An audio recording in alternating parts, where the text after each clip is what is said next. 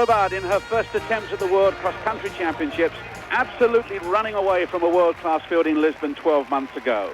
Rarely has she ever looked stronger or better, and her margin of victory was some 23 seconds.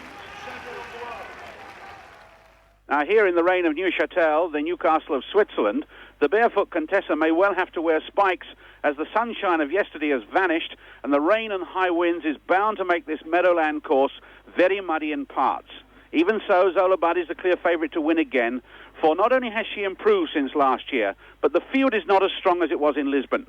Now the rain will be welcomed by the Englishmen, who've had a poor showing since they last won this international race back in 1980. Last year their 8th place was their poorest ever. But Tim Hutchins and David Lewis are in form, and they've got some good backing, and they must do better this year. Ethiopia and Kenya will probably battle for the first place, and England would do well to take third from teams like USA or Portugal. Each year, of course, it gets tougher with more teams coming in. This year, there are a record 67 countries taking part and more than 700 athletes running. Now, the individual winner in the men's race could come from any one of a dozen men. But in the women's race, which we go to first, there's no doubt about the favourite. It's Zolobad. Zolobad has taken her shoes off. Now, that's a big surprise because we saw her warming up. And this puts her title at risk, one would have thought. Zolobad wearing 45, spearheading a strong English team, where she's joined by Carol Bradford, Julie Shields, Julie Lawton, and Ruth Partridge. Shireen Sammy not here as she was taken unwell this morning, just a touch of flu. But Zolobad wearing shoes right until the final moment. And the gun about to go as the 35 teams line up. And the big surprise is that she's just removed her shoes. The women's race almost underway. A race over 4,650 meters. 35 countries, as I said, represented here. And Zolobad spearheading the strongest team we've had. Remember, the English women finished 8th last year.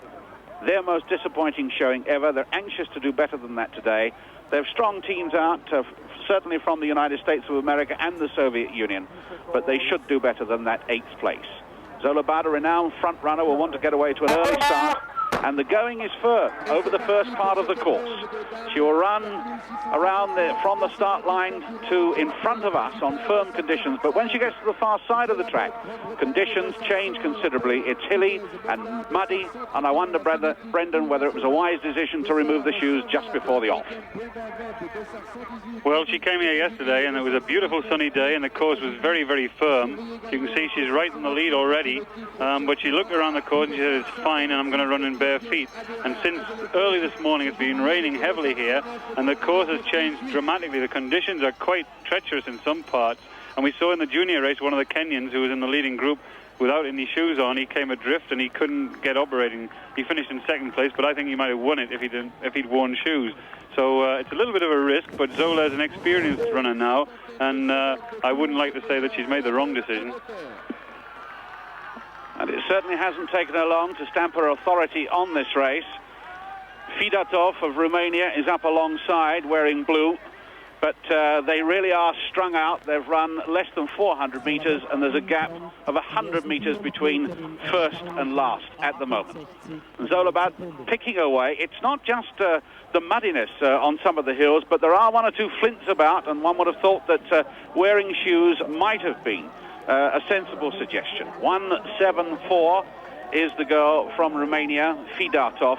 The American girl showing strongly, Yvonne Murray, and Cornelia Berkey wearing a red band, the other South African girl that's running today. She runs for Switzerland.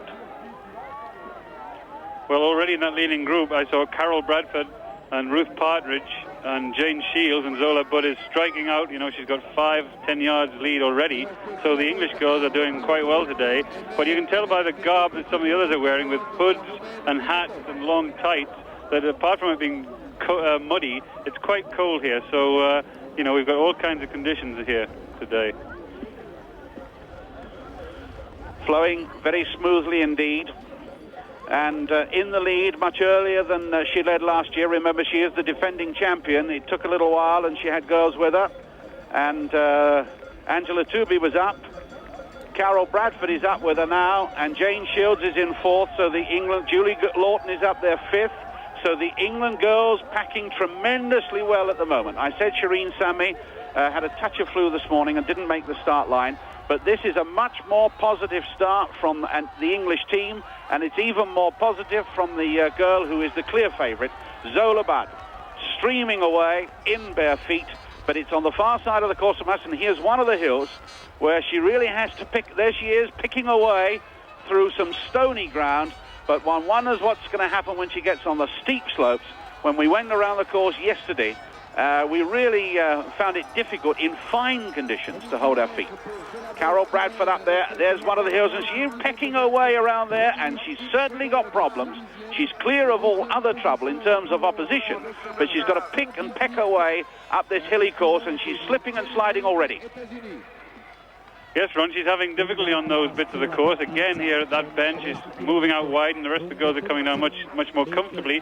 But Julie Lawton, Carol Bradford, and Zola Budd in first, second, and third positions. That's the best I've ever seen an English team of women perform in a championship like this. But it's mainly because they know that Zola runs against them in England, and they've got used to that kind of competition. And when they come here to the international competition, they don't get overawed because it's only Zola leading, and she leads us normally. So that's done a hell of a lot of good for the confidence of the girls, and you can see it already stamping their authority on this race at this very early stage.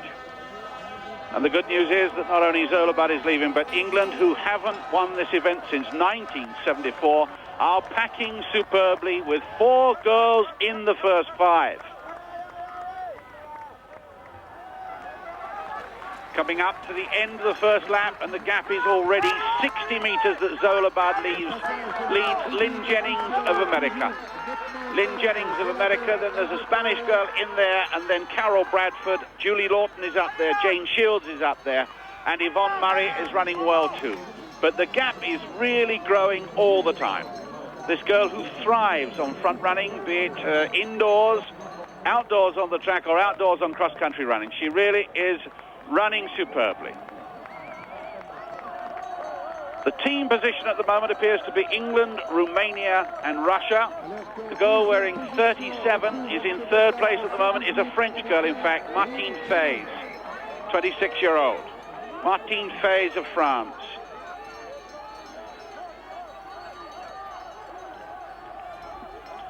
And I must say she's looking very determined, very strong and very fluent. Well, she came here yesterday and held an impromptu press conference on the course after having examined the course from her own point of view. She said then that she was going to run in bare feet and she'd be happy to do so. And some American journalist asked her what her tactics would be. And she said, why change them? I normally try to lead if I can, so I'll try to lead tomorrow. And she's led with some conviction. She led right from the beginning. She overcame those few obstacles up and down where she was slipping around a bit. But it obviously hasn't interfered with her performance because she's running better than she's ever run before. She's fitter than she's ever been before. And if you look how far ahead she is of the American girl, Lynn Jennings, who only a couple of weeks ago broke Mary Decker's indoor 2-mile record in the States there, you can just tell how well she's running. Magnificent position there, Carol Bradford in 4th place, Rosa Mota coming in there, and the English girls who are running very, very, very well early on are still managing to hang on to their position. Yvonne Murray, the Scots girl, has moved into 6th place, but Zola Budd is leading a very strong revival of British distance running run.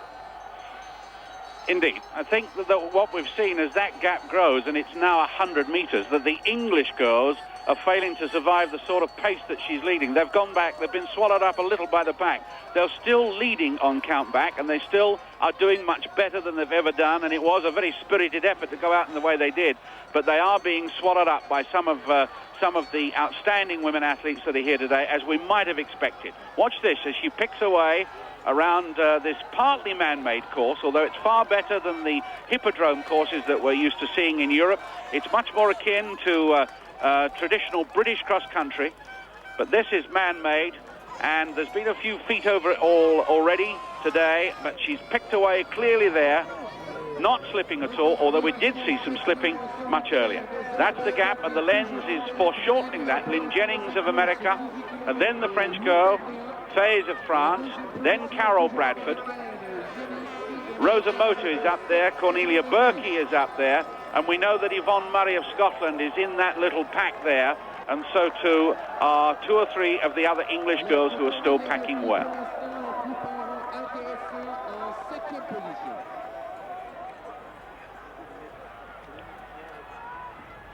Zola Budd just glanced over her shoulder to see quite a magnificent gap to the next girl, Lynn Jennings of America. And as she heads around the top part of the course, the going there is much better than the earlier bit that we saw her struggling up that hill. And she's now got quite comfortable underfoot. She's obviously quite happy. She's running really strongly, looks really fit, and has absolutely demolished a very, very good class field. And when you think the girl in second place has just broken one of Mary Decker's good indoor records, the 2-mile record in the States, then it just tells you what kind of form Zola Budd's in and what kind of year we're going to look for from her. As Lynn Jennings, the American girl that Brendan was talking about, the indoor world record holder for 2 miles, and she's really struggling now. The gap is growing. She's got a big gap herself, between herself and the French girl, but really this has been a most impressive performance. This is the girl who hopes to go for the 1,500 metres in the Commonwealth Games in Edinburgh this year, and then the 3,000 metres in the European Championships. And she's only got 200 metres to go, and there's not another girl in sight. Still attracting a little controversy over her eligibility as she flits between here and South Africa, and the eligibility demands that she spends 6 months of the year, of the 12 months preceding the Commonwealth Games, in this country, and she's running into a little bit of trouble with Maria Hartmann over this, but this is the girl who is the world's supreme distance runner of the moment. At 19, defending most successfully the title she won last year in Lisbon. Zola Budd coming home to tremendous cheers. Very popular, of course, as she proved at Cosford, and she really is running magnificently, and the gap is something like 150 metres. 14:49.6. Lynn Jennings coming home ahead of the French girl, and the French are now packing particularly well. That's Martine Fays, the 26-year-old, and Annette Sargent, a 23-year-old. They're packing particularly well, the French team, and we'll have to watch that. There's the gap, but we're looking to see how England have fared. They've run bravely, they went out well, 2 French girls, and we think Rosa Morta of Portugal coming in next. We're looking for Carol Bradford wearing 44. The New Zealand girl is up there, a Spanish girl is up there, and the English girls have dropped back, but they're still packing well. 2 of them, Carol Bradford ran for the line there. We think another one has crossed, and it'll be interesting to see, because there was a good team packing from Romania, from the Soviet Union, and from America, but certainly until the final moments, England were packing exceptionally well, and the gap between Zola Budd and the American girl, Lynn Jennings, 19 seconds. Not as commanding as last year when she won by 23 seconds, but really, what an incredibly impressive performance. Her second victory, her second World Championship. Zola Budd, there's the gap, 18.2 seconds over Lynn Jennings of the United States of America. And then France bringing a question mark into the team title, but so too of New Zealand and the United States right at the end there. But we still think that the English team good enough to get amongst the medals and might even have won. Zola Budd climbs the victory rostrum for the second time. Still only 19. Here she is, world champion at cross country yet again.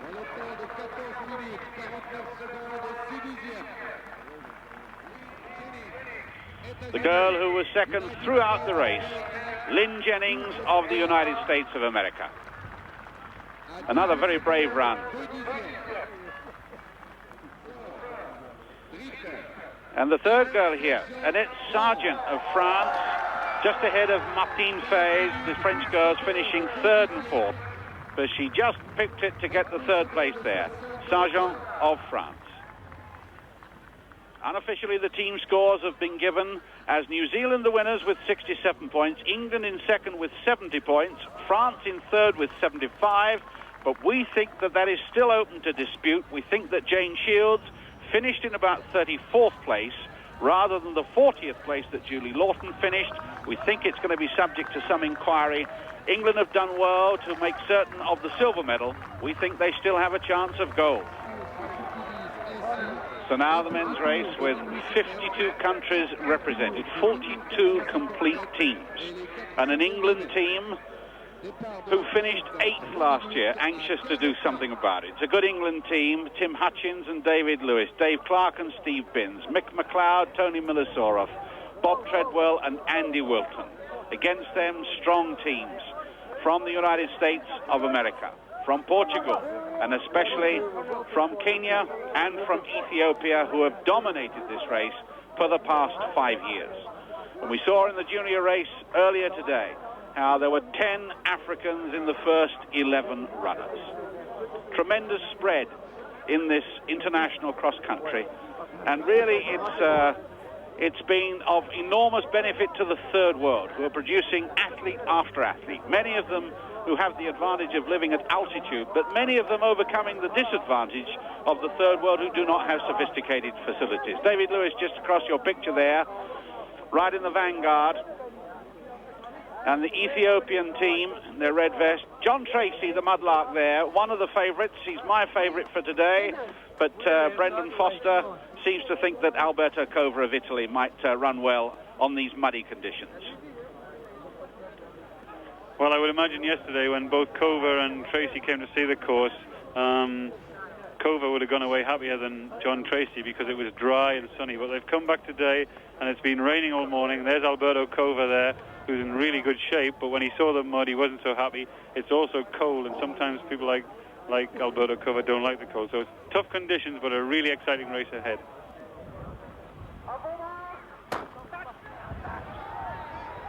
Away they go, a rather disappointing start with some on the left getting left just a little bit, not quite certain that the starter was getting them all away, but they're off and running. They run one small lap plus 4 large laps, and of course the men's race is over 12 kilometres, 7.5 miles, somewhat less than the British National, which is over 9 miles, but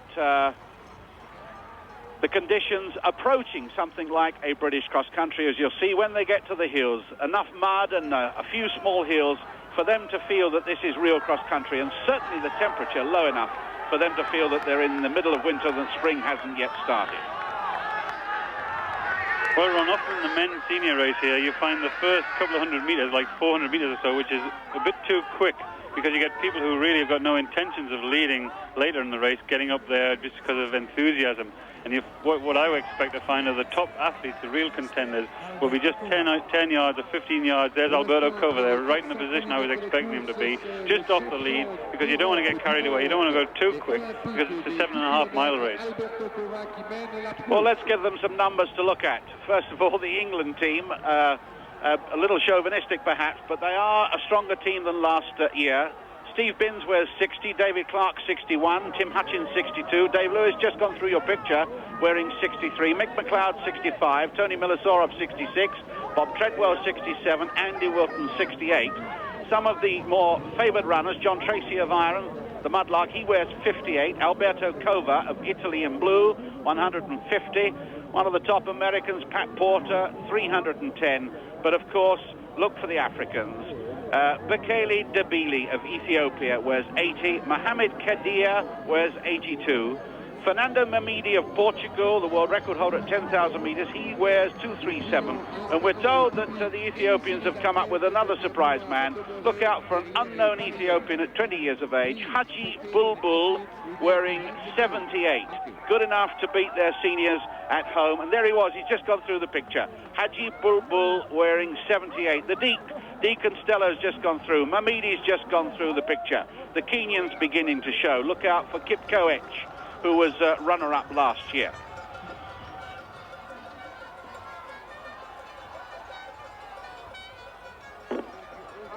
Well, the pace is beginning to settle down now. They've slowed up an initial burst over the first 400 metres or so, and you can see that the contenders starting to pick their line and start to aim for their positions. You can see the American Pat Porter, who's got real ambition for this race, just moving through nicely there on the outside, number 310 in the red vest. But in pole position there, just off the lead where I expected to see him, was Alberto Cova, who would have been a lot happier with the conditions as they were yesterday, but unfortunately they are a little bit like British cross-country conditions. And you see Tony Milosorov and Dave Lewis from Britain and Tim Hutchins in the lead, and the British boys aren't unused to these conditions, both underfoot conditions and weather conditions. So I expect the conditions to favour the British boys today. They were just as happy, they just felt like they were at home. And no real sign of the Africa Corps taking charge early on, Brendan. In fact, a lot of hot money went on to the American team. There's the England team running on the rails. David Lewis looking good. Tony Milosorov is there. Tim Hutchins. But Dave Clark is up in the picture too. Stevie Binns is there. There's John Tracy of Ireland. But a lot of hot money, metaphorically speaking, went on to the Americans when they felt that these conditions would favour them rather than the Africans. Of course, the Ethiopian's going to be tough to beat because every boy in Addis Ababa dreams of becoming the new Abibi Bikila. He is their national hero. They can't get anybody in athletics in that country to take up any other event except 10,000 metre running and marathon running, and that's where all their talent comes from. And it's very difficult for them to get country boys come into the town. So they're in that pack. There's one of the Portuguese up there. Tim Hutchins looking good just ahead of Alberto Cova. Pat Porter is there. Two Belgians tucked in there. Canario it is of Portugal. And two good Kenyans looking. One of them is Kip Koech, 171. And Kimbawe, 172. And 178's just gone through as well. Some Mugi, 177 is up. Mirandi of Kenya. So the Kenyans and the Americans appear to be packing a little better than the Ethiopians at the moment, but England are up there in a very fine team effort so far. David Lewis, you can see at the right of the picture, at the bottom of the pack. David Clark right in the middle. Tim Hutchins right at the front. Neuen Front John Gugi aus Kenia. Startnummer 179. And now Kenya beginning to make a big charge. The Kenyans getting away. 174, Sisik Karata is one of the leading Kenyans. Somi Muge, 178, and John Ngugi, 179. He's the one we've been told to watch. John Ngugi, 179. First in the Kenyan cross-country championships. And then Kova tracking these Kenyans. Pat Porter, the American. Then the first of the Ethiopians. And Muge leads from Karata, from Kova. The Americans packing well. There's Tim Hutchins. There's Dave Clark just gone through. Steve Binns, Tony Milosorov gone through. 4 Englishmen up, but it's 6 to count, remember. It's the next 2 men that are absolutely vital. 5 men, we think, in the top 40. We're looking for our 6th man, if you're wearing the white of England, of course. Well, Ron, I was saying that one of the differences here is that the European and American runners all know each other, but they don't know these Kenyans because they don't run outside Kenya. They've picked a team exclusively from Kenya, which is a policy which I think is a good policy, because when the Kenyans have gone to America, they've actually ruined themselves on the roads. But if you look at Cover in 3rd place, he's left with a dilemma, because the people who he was worried about are in the group behind. But when he sees the 2 Kenyans go out like this, he's got no choice if he wants to try and win this race. He's got to follow it, and he can't let a gap like that build up without doing something positive about it. But he's in great shape. He's been training specifically for this race. He's a world champion, the European champion, the Olympic champion at 10,000 metres, and this is the only event that he wants to win badly, that he's never won before. And that's why I feel that he's got a good chance in this race, because he's so desperate to do it. I was wondering where Tim Hutchinson's gone, and I see that he's back with David Lewis, and they're having a chat. They are in the 3rd pack at the moment. They're about 80 metres down on the lead, and there's 2, 4, 6, 8, 10 men in the leading pack, 3 of them Americans. Then there's another half a dozen, maybe another dozen men, and then Dave Clark and Tim Hutchins and David Lewis are together, and they're packing in about the first 30. And now I can see Tony Milosorov in about 40th place. So England's still going well, and it's their pride at stake. They've seen the England women today run magnificently, and they want to get back.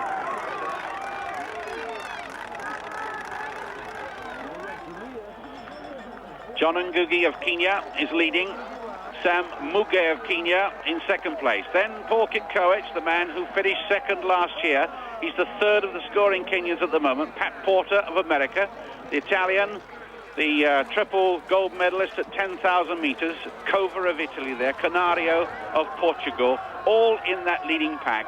And good backup in the American team as well, who are in 2nd place in the unofficial team position at the moment to Kenya.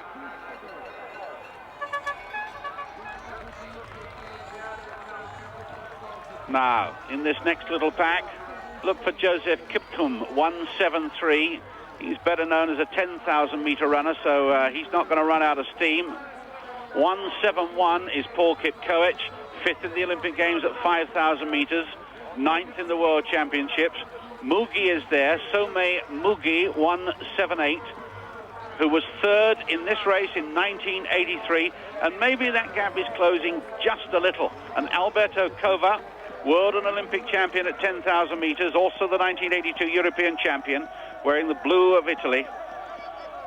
Untouchable over 10,000 meters in the last 3 years or so, but 7th his best position in international cross-country, but has declared that he wants to win it. This is the big race that he wants to run in December at Alexandra Palace in the International Athletes cross-country race. He was given a dead heat with David Lewis when they both sprinted for the line from about 200 meters out, and clearly Alberto Cova thought he'd won it, but David Lewis thought he had. He's a good tactical runner, and he may have saved a little bit for that finishing burst that he's got that we know, Brendan. Yes, Ron, he has got a great finishing burst, but he's going to have an almighty finishing burst to do anything about this gap. And I think they need someone in this leading group like Kipkoech there to really start working to break down that barrier. But the interesting thing was, just before the start here, I was talking with Carlo Grippo, his good friend and confidant, and the weather conditions here are so cold that he stuffed a newspaper down his front in his shorts and up to his stomach just to keep the middle of the stomach warm. And I've never heard of that before, so he's carrying an Italian vest and a newspaper around that course. Kekkonen of Ethiopia has led a bit of a charge. Paul Kipkoech has gone with him, so too as the second Ethiopian, who is Bekele Debili, 10th in the junior race in 82. But he beat Carlos Lopez for the senior title the next year in Gateshead. Since then has been 8th and 4th last year. So Bekele Debili suddenly coming into the picture ahead of Pat Porter, the 26-year-old Coloradan who runs for Athletics West, the American running in red. And the gap has been whittled down. The gap has been whittled down to 60 meters as they come up with one large lap to go, 2,450 meters, and the Ethiopian trying to close the gap. There's Mekonnen, and there's the leader, 179, John Ngugi.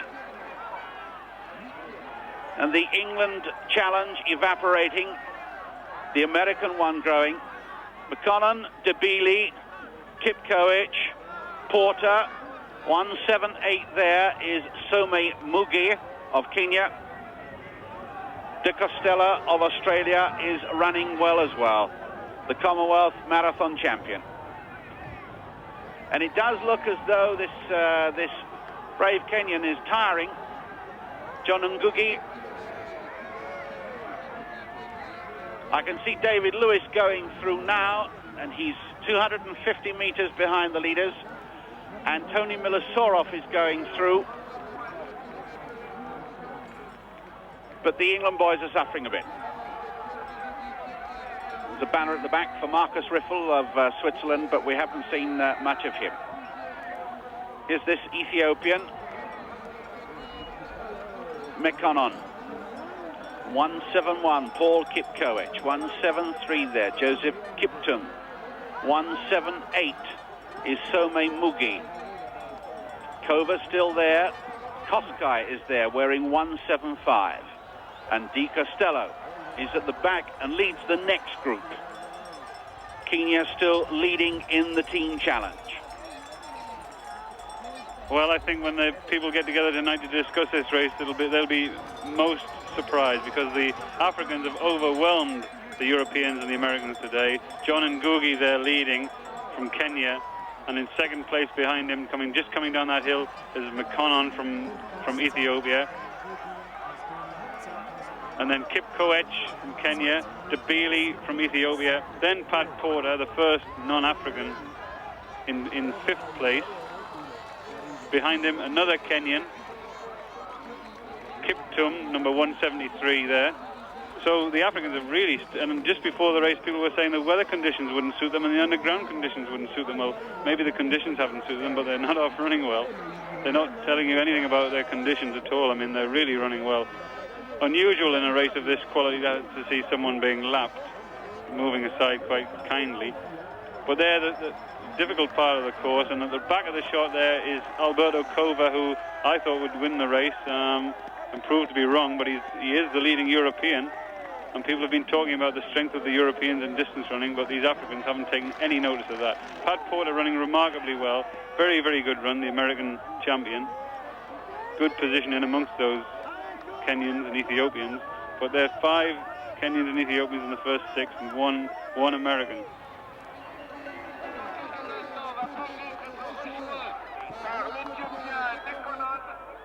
They're well into this final lap. They're halfway round, and look at this. Bibi McConnell, the 22-year-old, has gone into the lead.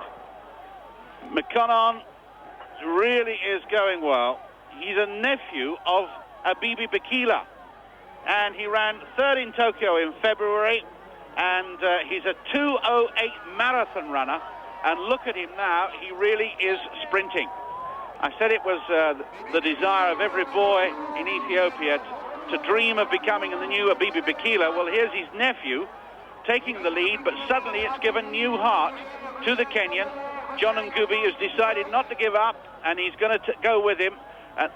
DeBailey is in third, Kipkoech is in fourth, and Pat Porter struggling to keep up with the Kenyans and Ethiopians who are now turning it into a real good fight, a real good scrap. It's been a tremendous race.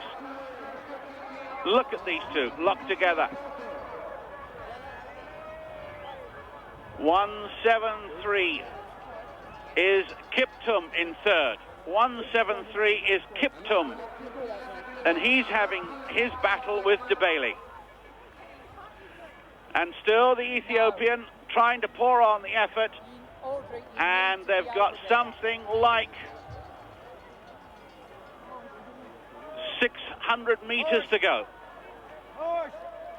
600 meters, and the Kenyans coming back. John Ngugi coming back. Tremendous scrap, Brendan.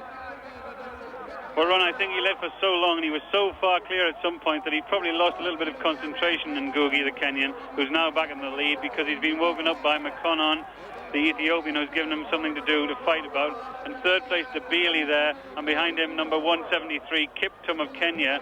So that's 2 Kenyans and 2 Ethiopians in the first 4, and both of those positions are up for grabs, except McKinnon now is looking over his shoulder, and he senses Ngugi is moving away, and Ngugi deserves this race because he's led and he's pushed it on. He's split the race apart. You can see the gaps are quite enormous. But I think just that reminder that there was someone else in the race did Ngugi quite good, and he woke up. He let McConnon lead for a little while. He then woke up. Now he's blasting it. And he can sense the finish is there. There's the Ethiopian coach running alongside his man. He'll get him disqualified if he's seen to do that. McConnon is getting edged on, but the Kenyan is away. And then the battle is really on for third place as well, with Kiptum, Joseph Kiptum, chasing DeBailey. But the Kenyan, John Ngugi, who's led for so much of this race, he really is sensing that he's got victory now. And he's getting roared on. They've got 100 meters to go. They're in the closing stage, and he's going to take it. The Kenyan's breaking away, and he's opened up about 7 meters, and the Kenyan gets away, and he's going to win it. John Ngugi gets there from Abibi McKinnon, and that's a marvelous race. There's only a couple of seconds in it at the end. And the battle for third is won by Kiptum, Joseph Kiptum. He gets there in third. DeBailey is in fourth. Pat Porter is in fifth. The first American home. Fine race. Now the team race. This looks as though Kenya is winning, coming through. 2 more Kenyans there. Cova is coming up. The second of the Americans. Bruce Bickford is home. The first of the Portuguese, Canario, is there. Then a third American that's going to make them, give them a very good team position. De Castella of Australia coming up. The fourth of the Americans is over the line. David Clark is there, a good run for him. David Clark, the first Englishman. Another Portuguese is over the line. David Clark, 16th, we think. A Spaniard coming in. And look for the English vests. Remember, they're in white. They wear from 60 to 68. But their challenge for the team title evaporated about a quarter of the way through the race. And that looks like Kenya's today. tremendous battle for individual honours and a tremendous battle for the team title. And eventually, a new name, John Ngugi, wins this 14th international cross-country title for Kenya. Confirmation there that Kenya did enough to win the team race. Ngugi winning there from McConnell. Then Kiptum, and he's backed up. Just behind the Bailey was Kip Koech. Pat Porter for America home there. Kosgei of Kenya, Muge of Kenya, confirming that Kenya have won that team title and won it well. The unofficial result of the men's team race showing England in 6th place there. Rather disappointing, but better than last year when they finished 8th. But earlier, of course, we saw the women's event when the England's women did well, and it was a marvellous second victory for Zola Budd, who's talking now with Brendan Foster. Congratulations, Zola, defending your World Cross Country title. I know this was one of your main targets for the year, but did it really act as easy as it seemed? It was more difficult than last year, especially because the course was slippery and I ran barefoot, which was a mistake. You think that was a mistake, running in your bare feet? Yes, as soon as the race started, I regretted it because it was very slippery at the uphills and downhills. Did you expect any more competition from anyone, or were you surprised at the margin of your victory? I knew Lynn Jennings was running well the last few races, and I knew I had to run hard if I wanted to run well, so I knew it wasn't going to be an easy race. You seem to be in better shape now than you have ever been before. Are you looking forward to the summer and the Commonwealth Games and the European Championships after this? I've done some good winter training and winter work, and I'm confident that and hoping that this year would turn out better than last year, yes. Well, last year was very good, and here's even better success next year. Thank you. Well, Zola Budd, they're clearly delighted with her individual success, as well she might be. And the English team girls too, well, they've still got to wait for their final result, but getting a silver or a gold medal in the World Championships was an excellent result. As for the men, 6th place for them, better than last year. For the men, well, really it was Kenya's day, was it not? A day for African running in appalling European conditions, but it has been some fine cross-country running from Neuchatel in Switzerland. It's goodbye now.